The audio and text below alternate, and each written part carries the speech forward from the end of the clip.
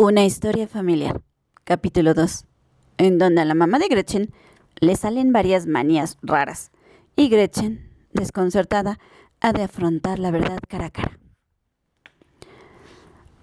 ¿Cuándo y en qué preciso momento comienza realmente una historia?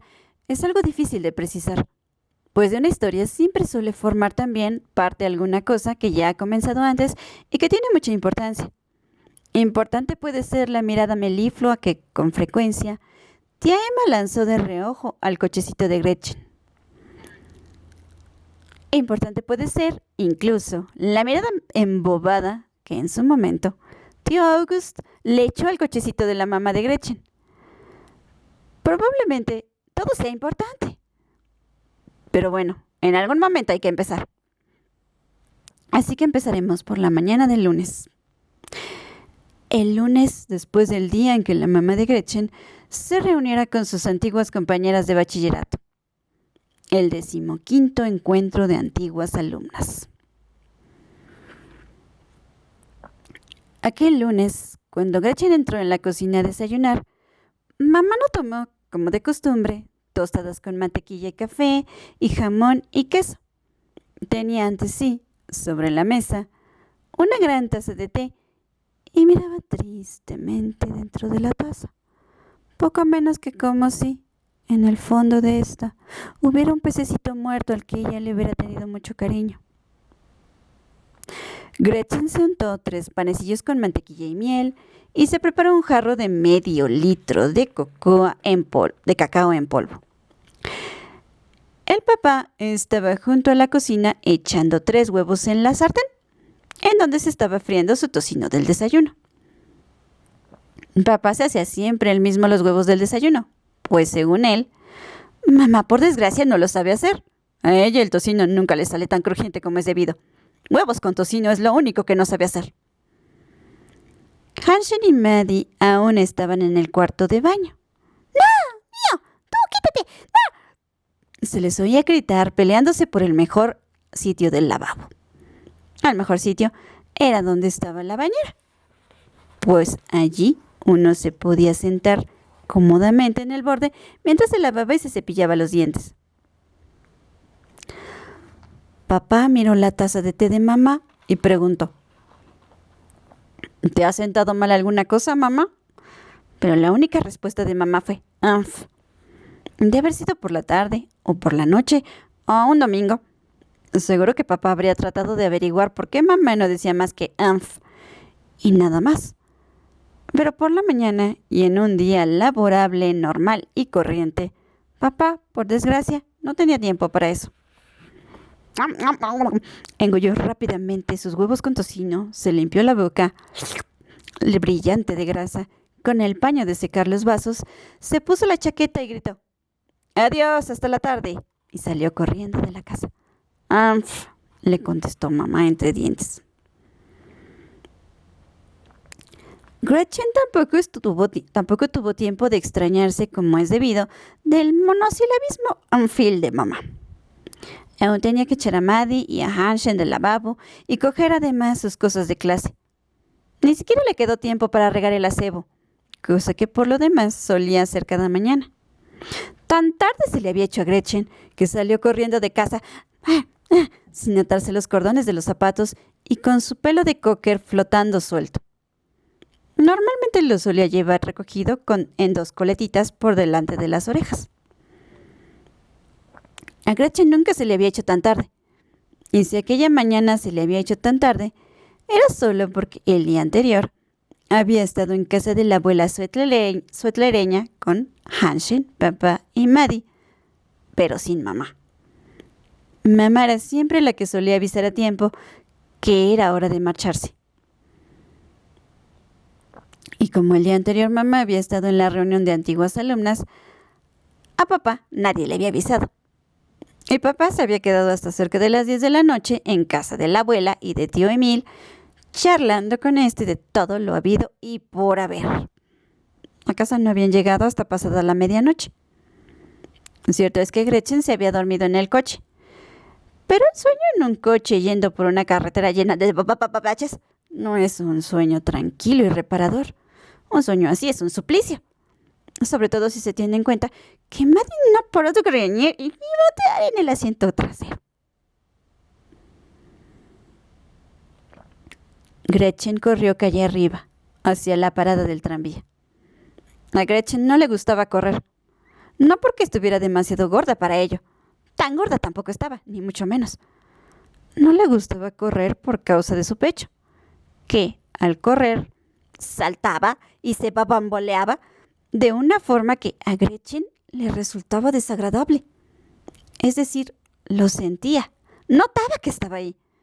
Y un cuerpo, pensaba Gretchen, debe ser tal que una no lo sienta en absoluto. Para evitar esta sensación del pecho, mamá le había aconsejado a Gretchen ponerse un sujetador. Pero es que para Gretchen no se encontraban sujetadores. Pues los sujetadores los fabrican de una forma horriblemente simple y falta de imaginación.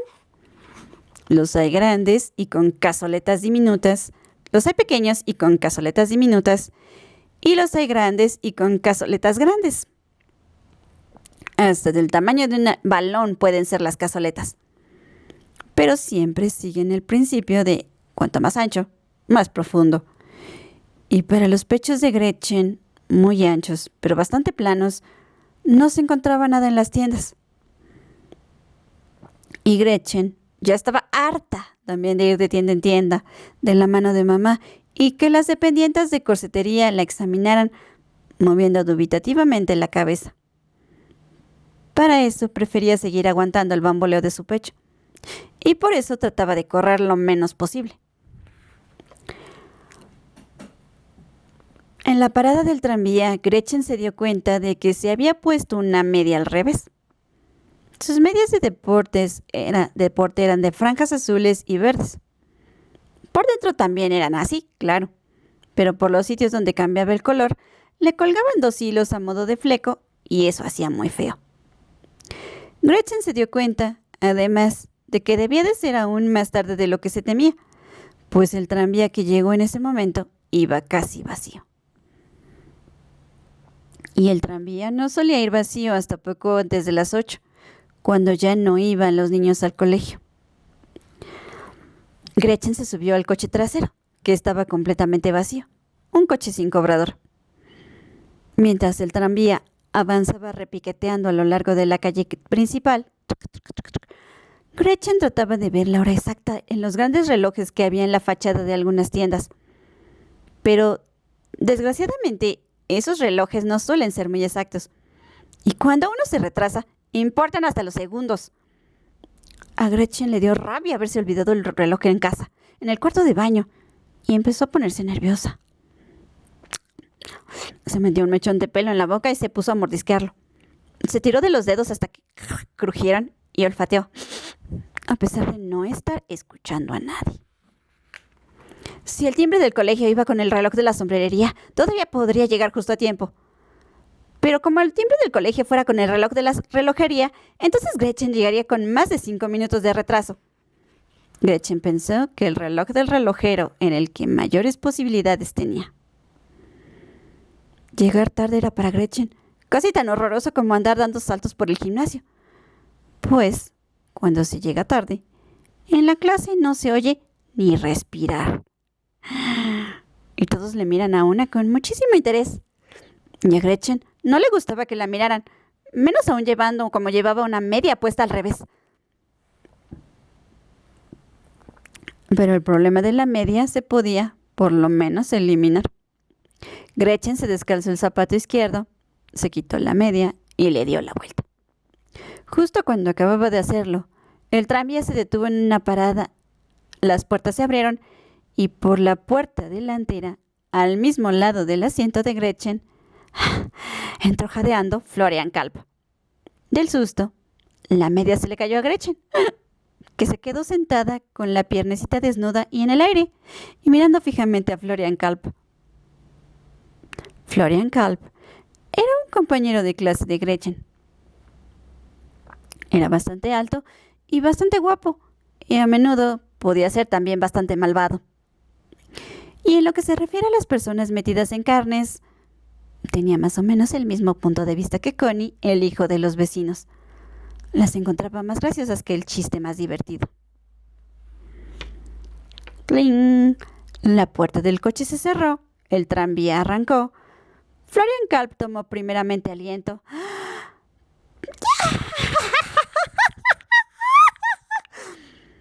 Pero luego se puso a reír como una hiena rabiosa, señalando con el brazo extendido la pierna desnuda, sonrosada y redonda de Gretchen. ¡Qué cosa más genial, chilló! Pero si se viste en el trambi, ¡Joker hábil! Se viene al trambi con los trastos bajo el brazo y se viste durante el trayecto. Eso le llamo yo aprovechar el tiempo. Gretchen recogió la media, que ahora tenía manchas negras. Gretchen se había puesto totalmente colorada. ¿Qué va, Florian?, protestó, introduciendo el pie rápidamente dentro de la media. Solo le he dado la vuelta porque estaba al revés. Gretchen se puso el zapato y ya no siguió hablando, porque el tranvía había entrado rechinando en una curva y Florian se había puesto a reír otra vez con carcajadas de hiena. De manera que, de todas formas, no la habría oído. Detrás de la curva estaba la última parada antes del colegio, y en ella subieron aún Uschi Meyer y Uschi Cole. Florian les dijo inmediatamente que tenía una novedad increíble que contarles, que Gretchen se vestía en el tranvía. La había sorprendido mientras estaba vistiendo, sin calcetines, con la cremallera de la falda abierta y abrochándose la blusa. Gretchen volvió a protestar. «Está mintiendo, Uschi. Uschi está mintiendo», les dijo a las dos Ushis. Pero Florian Kalb ya estaba señalando en dirección a los zapatos de Gretchen. Y aún no se ha atado los cordones de los zapatos. En efecto, los cordones de los zapatos de Gretchen colgaban sueltos de los ojetes, y a las dos Ushis les pareció que esto era una prueba más que suficiente de que lo que Florian Kalb aseguraba, por lo que también empezaron a reírse de Gretchen. Aunque, bien mirado, si Florian y las dos Ushis se reían, era solo por el placer de reír. Hacer el trayecto del colegio sin reírse les parecía la mitad de divertido. Y si se presentaba algún motivo para ello, no había que ser demasiado selectivo, pues la verdad es que, por la mañana, en el tranvía, no suelen pasar nunca cosas demasiado regocijantes. Y si hubiera que esperar a que pasara algo realmente gracioso, uno nunca se reiría.